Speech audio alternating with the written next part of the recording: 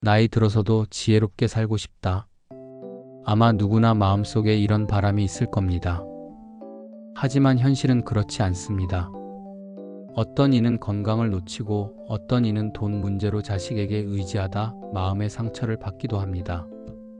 또 어떤 이는 외로움에 갇혀 세월을 원망하며 살아가죠. 오늘은 노후에 절대 하지 말아야 할 바보짓 5가지를 이야기해 보겠습니다. 하지만 이건 누구를 비난하려는 게 아니라 우리 모두가 피해야 할 함정들을 미리 알아두자는 취지입니다. 혹시 내 모습은 아닌지 돌아볼 수 있는 시간이 되길 바랍니다. 1. 건강을 소홀히 하는 바보짓. 건강은 잃고 나서야 그 소중함을 안다. 이 말은 누구나 아는 진리입니다. 그런데도 우리는 쉽게 건강을 방치합니다.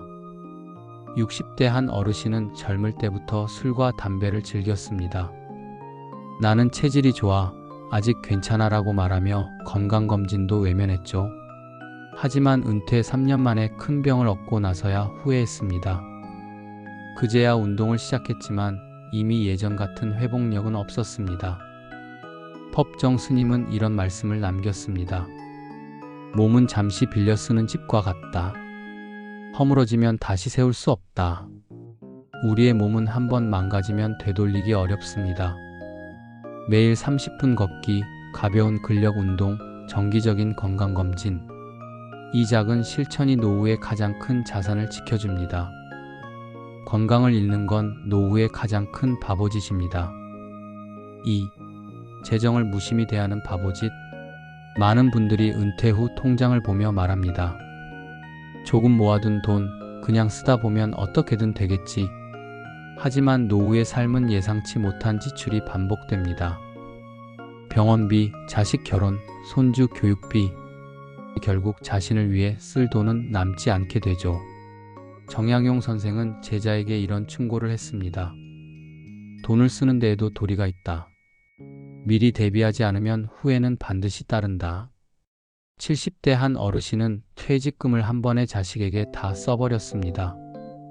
내 자식이니까 괜찮겠지 했지만 정작 본인이 아플 때 자식은 손을 내밀지 못했습니다. 노후에 경제적 자립이 없는 삶은 때론 자존심을 무너뜨립니다. 재정 관리는 욕심이 아닌 절제에서 시작합니다. 하루 커피 한 잔 줄이는 습관, 작은 투자, 정리된 가계부.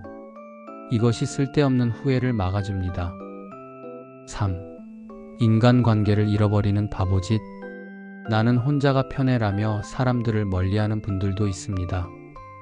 하지만 노후의 외로움은 생각보다 무섭습니다.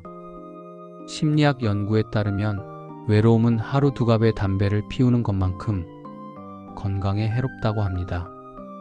인간관계를 끊는 것은 스스로를 고립시키는 바보짓입니다.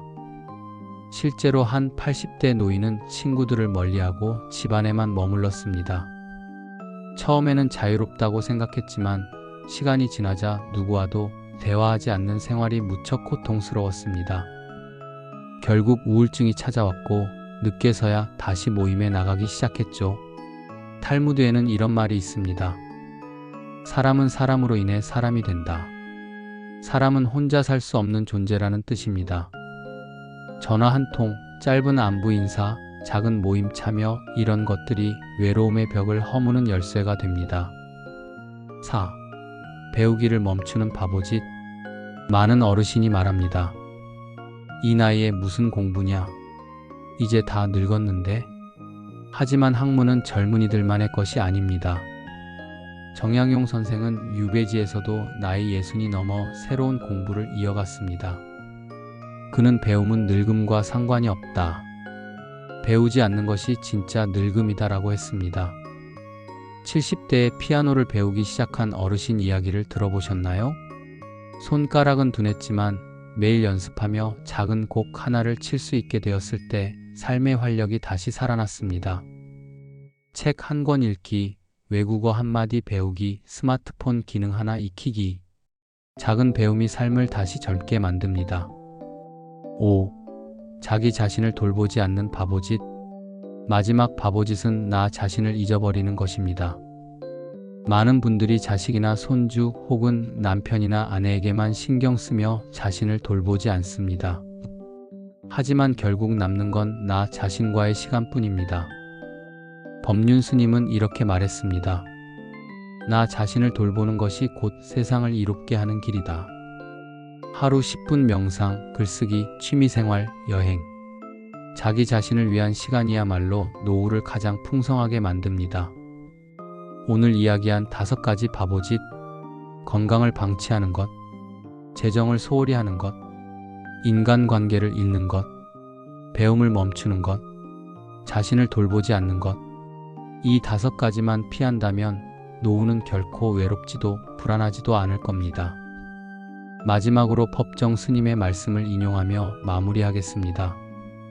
내려놓을 줄 알면 가벼워지고 비울 줄 알면 채워진다.